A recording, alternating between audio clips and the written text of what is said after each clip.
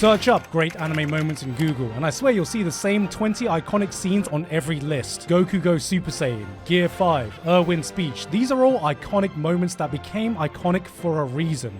But sometimes there are moments in anime that have stuck with me that might not exactly tick all the boxes for what people count as iconic. Scenes that I rarely see talked about, yet for one reason or another, I cannot forget. And about 2 years ago, I made a video talking about a collection of such scenes, but that was a longer video and I had so much more I wanted to still talk about, so here I am with another one. Are these necessarily the most iconic, the most famous, or maybe even the most talked about scenes from their respective shows? No. Is this video just my excuse to talk about a bunch of anime I love but don't have enough to say to make a full video?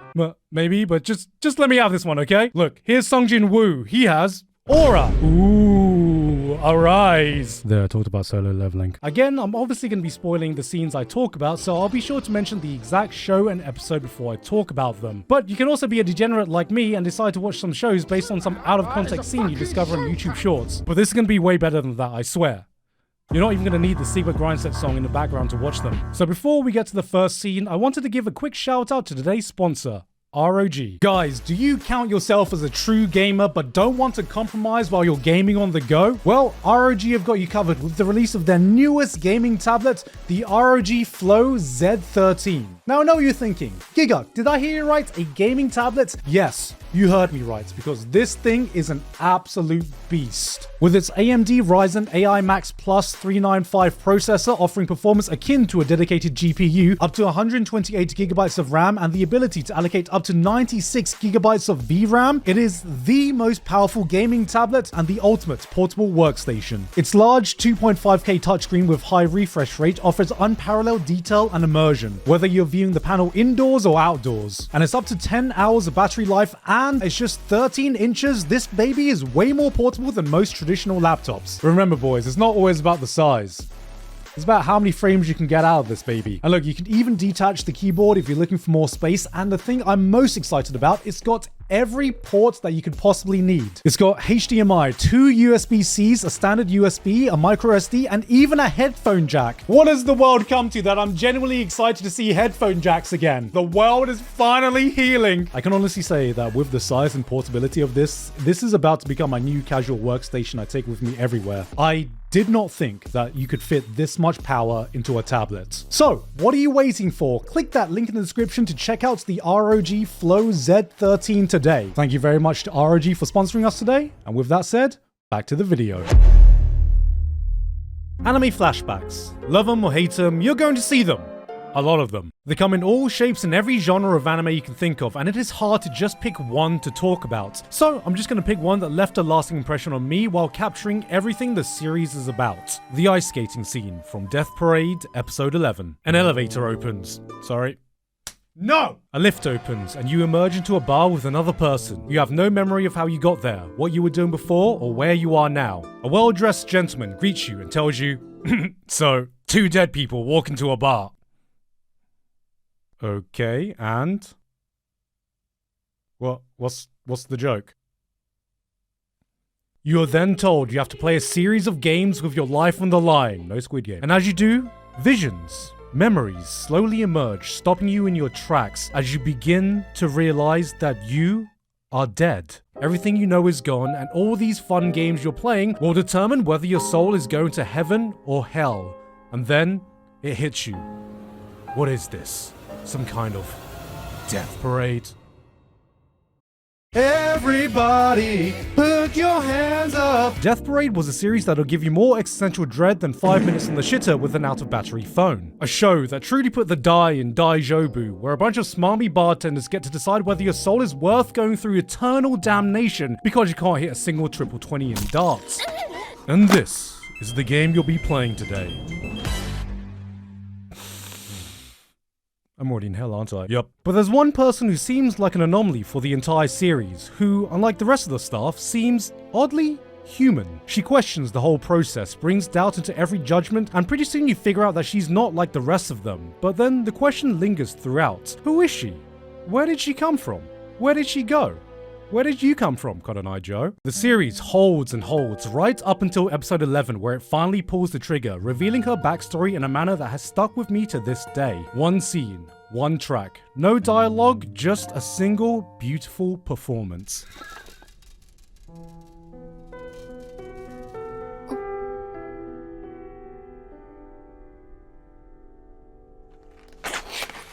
The song starts and you think, ah, my personal favorite genre of music, emotional damage. Through this ice skating scene, we are told everything we would ever need to know. A story of a simple girl who fell in love with a sport, intertwined with a simply spellbinding performance. It's just beautiful. I think what I love about the scene is the symphony of conflicting emotions that come with it. The happiness, the melancholy, the fulfilling sense of emptiness, all working in tandem with this hauntingly beautiful track. Through 5 minutes, this one scene captures what 10 episodes of Death Parade had done previously without uttering a single word.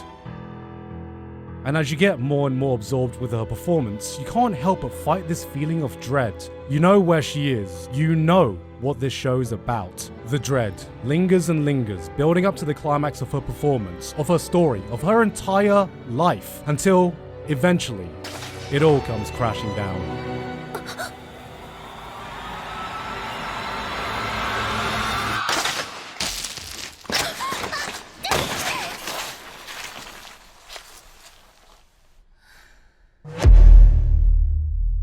This one's really going to split the age demographic of this video. Our childhood years are some of the most formative years of our lives, and there have been moments in anime that have formed a collective core memory for the generation of kids watching them. The pure shock as Pikachu cried while Ash turned into stone. The excitement seeing Yugi using Exodia against Kaiba. But the one scene that brings that wave of nostalgia while still fully holding up no matter how much older I get is Omnimon's transformation from Digimon the movie. How do I even set the stage for this? The year is 2000. It's been 1 week since you looked at me. It's the turn of the millennium. People are freaking out over Y2K, and about 40% of you watching this right now have not even been born yet. Jesus Christ. The mainline TV series is over, the world has been saved, and our protagonist's journey have come to an end. But then, out of nowhere, comes a sequel movie directed by Mamoru Hosoda, who would go on to become one of the most critically acclaimed directors anime has ever seen. Yeah, can you say that, Pokemon kids? I don't know why I'm still trying to fight this fight. We had no hope in hell. Get over it. Okay. This movie was far too good for any kid to truly appreciate, and looking back, I swear it's the most millennial-coded shit anime has ever seen. Hey now, you're an all-star. Get your game on, go. This is a real scene in the movie.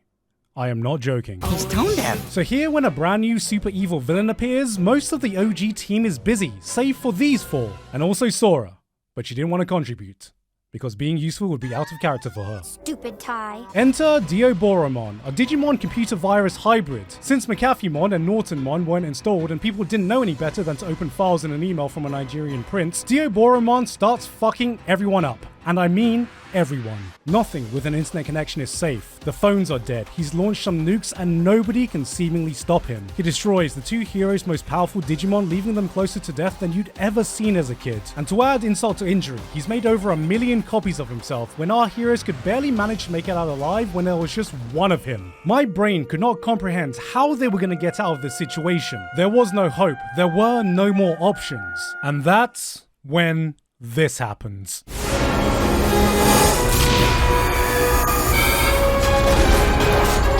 Wait, they're combining? They're fucking combining! Part War Greymon. Part Metal Garurumon. They digivolved together to become Omnimon! Look, I'm pretty sure there is something coded into every young boy's DNA to find the concept of two or more things combining to make even bigger, more powerful thing the most exciting thing ever. So imagine how it was as a kid to see the two most iconic Digimon coming together to make an even cooler one whilst an epic orchestral version of the theme song plays in the background. Then right after, he parries 1 million attacks while ska music starts playing as Omnimon starts deleting all the enemies on screen while shouting the sickest attack names ever. Transcendent Sword! Supreme Cannon! I remember back then, a girl, an actual girl, gave me a completely unprompted, genuine compliment.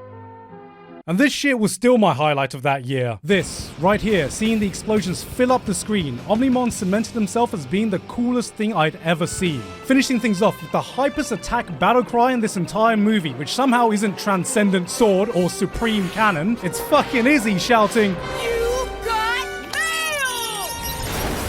Connection terminated. If the cultural significance of that is lost on you, it's like watching fucking Gojo gearing up for the killing blow, but then coldly saying some shit like, "Skibidi toilet," and somehow making that moment hit. Digimon the movie was an absolute fucking enigma for a kids movie. It was so bloody good that Mamoru Hosoda would need to remake it again. Twice.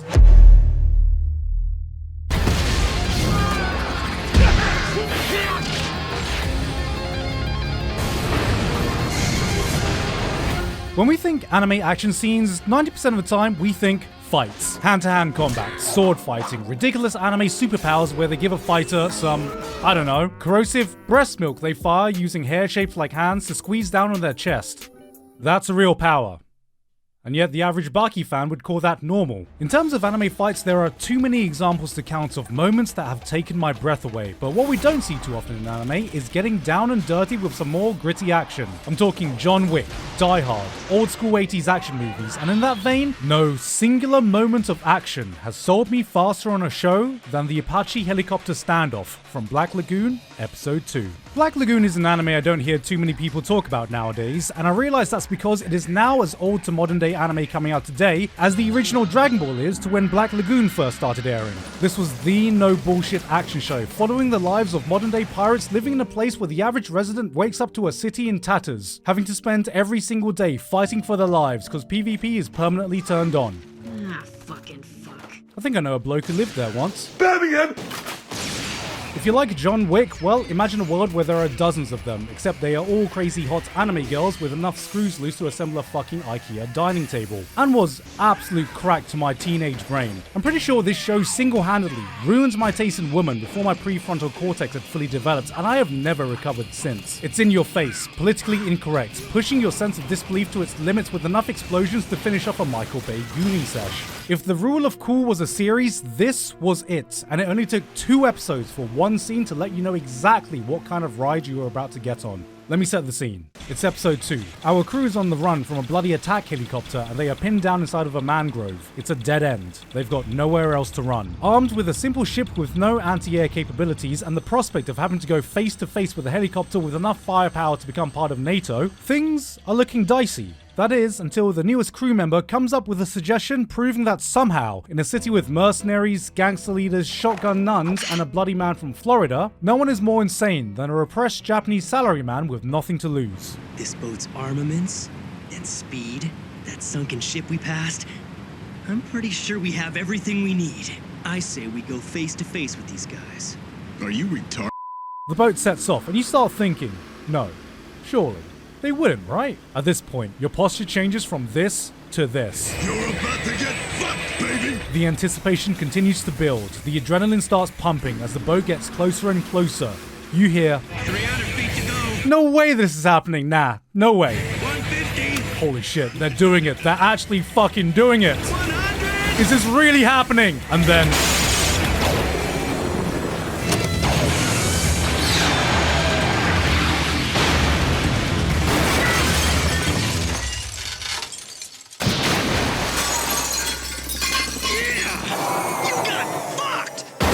And that is how to sell me on a show. It's me, Austin! Oh, son of a bitch! How do you introduce a villain? Well, anime has taught us that you have many options. Aura, dropping them in the moment you least expect it. Aura, having them solo an entire army of people by themselves. Aura, give them the most badass theme song you can think of. Aura. Oh, and how can I forget? Aura. But the one introduction I will never forget is Shogo Makishima's from Psycho Pass Episode 11. Alright, so technically this isn't the first time we see him, but this is the first time we get to see what he's all about, and this scene alone catapults him into the Hall of Fame of greatest anime villains by completely breaking the world of Psycho Pass. This series is all about the Sybil system, a supercomputer that is able to analyze people's psychological aptitude that determines every major decision a person can do, where they go to school, what jobs they can get, and that includes how likely someone is to commit a crime in the form of their crime coefficient, which the police can conveniently measure using their specialized guns. A low score indicates a healthy, law-abiding individual where the gun will be locked unable to shoot, while a high crime coefficient is what the average person feels when they forget they have a water bottle while walking past TSA. And depending on how high it is, this can unlock the gun from stun to lethal force. The important thing to note is that things can happen that can spontaneously increase someone's crime coefficient, like going through a traumatic event or hitting the go live button on Kick. Enter Shogo Makishima, an infamous criminal that seems to be the binding link across every case we've seen in the series thus far, and most recently he sent the police on a wild goose chase by kidnapping the best friend of our main protagonist, Akane. That is, until Akane catches up to him, leading to this standoff. Okay. Pause. As soon as the scene started, you knew something was about to go down. You got the stakes. A psycho mass murderer carrying a shotgun with the best friend of a righteous cop who had put her trust into the system she represents, who is also armed. Both within line of sight without being able to reach each other. This setup didn't have a Chekhov's gun. It was a full-on bloody firing squad. Because up till now, nothing had truly happened to Rattle Akane, but this time felt different. You're not sure what, but something is going to go wrong. And as you watch the scene unfold, it induces so much squeaky bum tension, my farts would have sounded like Mariah Carey hitting her highest kettle notes. The first alarm bells start ringing when Akane points the Dominator at him and horrifyingly finds out that Makishima is normal. Even while actively committing a crime, while torturing her friend, his mind is so inconceivably twisted that he sees himself as doing nothing wrong. And Sybil agrees. She physically cannot take the shot. This is when Makishima offers her an out. He throws her the old-fashioned shotgun and steps out into the open, taunting her to take a shot, ignore the system, and make the choice to kill, murder someone herself. And at this point I'm thinking, okay, so he's like gonna bait her into shooting. She accidentally kills her friend, leaving her with a guilty conscience, messing up her psychopath, and then... And that's the moment you get the sinking realization that what he wants to do is so much worse. What makes this scene truly terrifying is how it's able to portray the feeling of being completely helpless. As utterly desperate as Akane is to stop him, she's been conditioned to trust in a system that refuses to listen to her in her biggest time of need. And she can do nothing but witness the horror unfold in front of her eyes. Here is a character that can make you feel completely powerless, not because he has a high power level or he just beat up one of the strongest characters in the show, but by his sheer existence in this world. Akane continues to frantically point her gun at him, yet his crime coefficient keeps ticking down, lower and lower, almost as if it's a countdown to the inevitable. She pleads with him, her friend begs for her life, but there is absolutely nothing they can do. Ending things off with one of the most chilling things you can hear in this universe. And the only thing left is for Makishima to leave his mark as one of the greatest anime villains to ever grace our screens.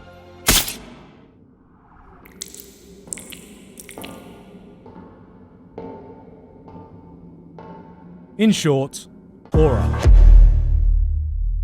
Great writing, insane plot twists, interesting characters, all noise distracting you from the one thing that truly matters. Vibes. There are moments in anime that leave an imprint on me because, simply, the vibe was immaculate. A culmination of the aesthetic, the music, the mood, the atmosphere, all coming together to form an experience that sticks with you, even if you don't fully understand why. And no scene encapsulates this more perfectly than the motorbike scene from Terror in Resonance, Episode 4. Shinichiro Watanabe is no stranger to vibes. Kids on the Slope has my favorite music performers of all time, Cowboy Bebop was iconic in just about every single aspect, Samurai Champloo helped popularize an entire genre of music that is still a part of pop culture today. If there was a CEO of vibes, this man would be it, and yet I still think the unique atmosphere he crafted in Terror in Resonance remains unmatched. This series, in my opinion, has the best soundtrack in anime.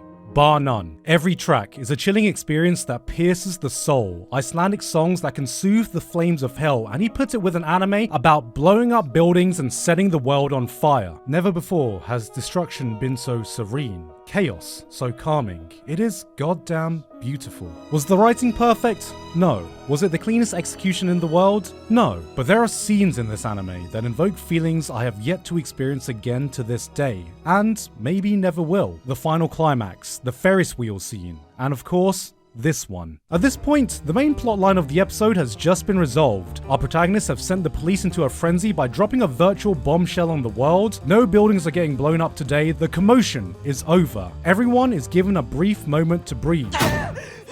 And then you hear this. Someone tell me how I got here. The song starts as the motorbike glides through the dazzling city lights. The girl, still fearful, gripping for her life, decides to open her eyes, and what she is greeted with is pure sensory poetry. Spirits flying at the speed of light. This right here, guys, is it. And I don't even know what it is. The fear, freedom, and beauty of life all captured within a single moment. When she tilts her head and shuts her eyes, what I would give to be at the place she is at for just a second. I think what makes this brief scene one of my favorite in anime is because it so perfectly encapsulates that moment. That moment you get sometimes in your life that feels so perfect, you wish you could capture it and make it last an eternity. When, for the first time in forever, everything feels like it's come together, the bullshit noise gets drowned out, every problem you think you have gets washed away, and for that brief period, everything seems to make sense. You have no fears, no worries. You are just in the best place you can possibly be at right now, and you know it. And right then and there, you think to yourself, fuck it. You know what? Everything's gonna be alright.